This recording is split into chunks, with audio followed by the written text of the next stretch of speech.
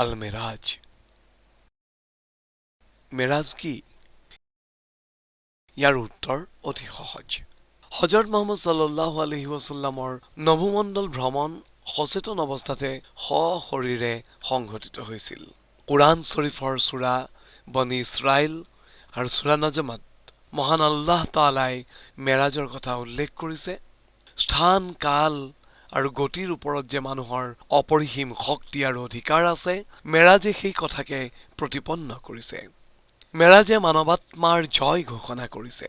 ৰুহৰ অৰ্থাৎ আত্মাৰ যে এটা স্বতন্ত্ৰ অস্তিত্ব আছে, চিৰকাল যে ৰুহ জীৱিত থাকিব, এই মহাসত্যই মেৰাজৰ মাজত মূৰ্ত হৈ উঠিছে।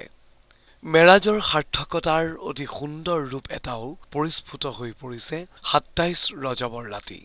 হজৰত মুহাম্মদ সাল্লাল্লাহু আলাইহি ওয়াসাল্লাম বিশ্বজনীন ৰূপত এই মেৰাজৰ ৰজনীতে প্ৰকাশ পাইছে। এই ৰাতি বৰ্তমান, ভূত আৰু ভৱিষ্যতৰ সৈতে হজৰত মুহাম্মদ সাল্লাল্লাহু আলাইহি ওয়াসাল্লামৰ পৰিচয় ঘটিছে। হজৰত মুহাম্মদ সাল্লাল্লাহু আলাইহি ওয়াসাল্লাম জেৰুজালেমলৈ গৈ হজৰত ঈসা, মুছা, সুলেইমান নবীসকলৰ পুণ্য স্মৃতি বিজড়িত প্ৰাচীন মছজিদে আকছাত ২ ৰাকাত নামাজ আদায় কৰি জবুৰ, তৌৰাত, ইঞ্জিলৰ সত্যকে শ্ৰদ্ধা কৰিছে।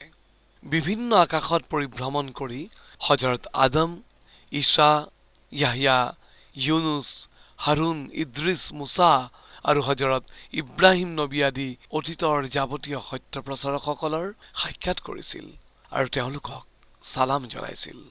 তেওঁলোকেও হজৰত মুহাম্মদ সাল্লাল্লাহু আলাইহি ওয়াসাল্লামক সৰ্বশ্ৰেষ্ঠ পয়গম্বৰ, নবী, ৰসুল বুলি স্বীকৃতি দিছিল। অতীতৰ সকলো ধৰ্ম প্ৰচাৰকসকলৰ লগত চিনাকি আৰু যোগ স্থাপনা এয়া হজৰত মুহাম্মদ সাল্লাল্লাহু আলাইহি ওয়াসাল্লামৰ বিশ্বজনীন ৰূপৰেই সুস্পষ্ট পৰিচয় আৰু ইছলাম ধৰ্মৰ একত্ববাদৰ প্ৰমাণ। মেৰাজে মানৱ জাতিক লক্ষ্য আৰু গন্তব্য পথৰো সন্ধান দিয়ে। মানৱ জাতিক অসীম অনন্তৰ পথত গমন কৰাব লাগিব, অজানাক জানিব লাগিব, আৰু তেতিয়াহে সৃষ্টিকৰ্তা মহান আল্লাহ তাআলাৰ নৈকট্য লাভ কৰিব পাৰিব। মেৰাজৰ ৰজনীয়ে আমাক সেই কথাকে সোঁৱৰাই দিয়ে। মেৰাজৰ স্মৃতি অহৰহ মনলৈ আহিলে মহান আল্লাহ তাআলাৰ অস্তিত্ব আৰু তেওঁৰ নৈকট্য লাভৰ সম্বন্ধে আমাৰ ধাৰণা সুস্পষ্ট আৰু পৰিচ্ছন্ন হৈ পৰিব। অসীম অব্যক্ত কথা কল্পনা জগতত প্ৰভাৱ বিস্তাৰ কৰিবলৈ সক্ষম হৈ পৰিব।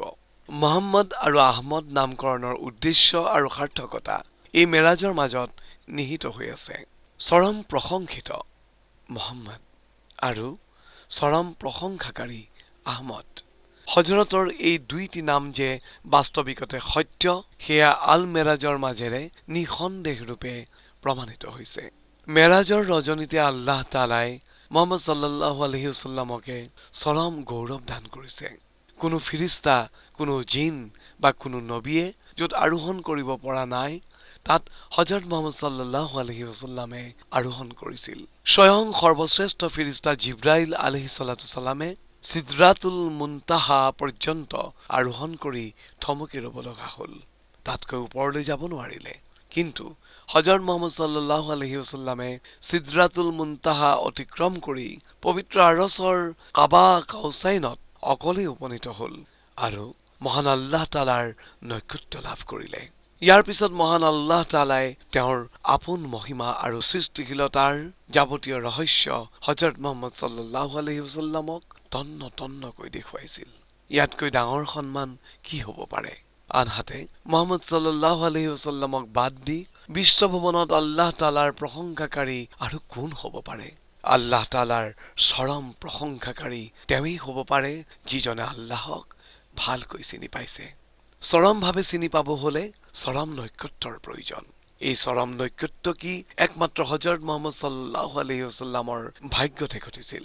মুহাম্মদ সাল্লাল্লাহু আলাইহি ওয়াসাল্লামৰ আগতে কোনো পয়গম্বৰ, নবী, ৰসুলে জানো স্ৰষ্টাৰ ইমান নৈকট্য লাভ কৰিব পাৰিছিল? গতিকে একমাত্ৰ ৰসুলুল্লাহ সাল্লাল্লাহু আলাইহি ওয়াসাল্লামে মহান আল্লাহ তাআলাৰ প্ৰকৃত পৰিচয়দাতা। তাত আশ্চৰ্য প্ৰকাশ কৰিবলৈ একো নাই।